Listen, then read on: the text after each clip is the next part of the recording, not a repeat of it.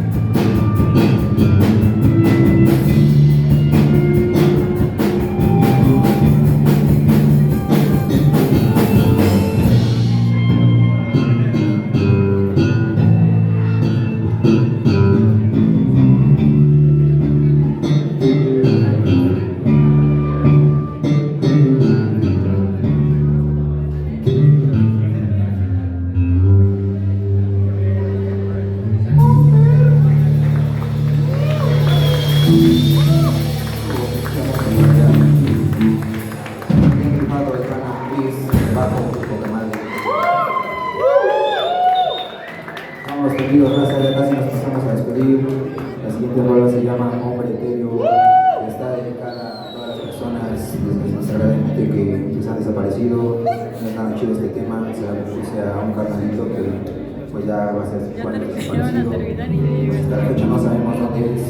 Yo creo que ese tema es para ambos lados, ¿no? Sean hombres o mujeres, sean chidos siempre, compartan las publicaciones mínimo de las personas que se buscan, envíen un mensaje a las personas que quieren, sigue llevando su destino, siempre estén pendientes con los que quieren, con la gente que no conocen, porque no también se han muerto bastante.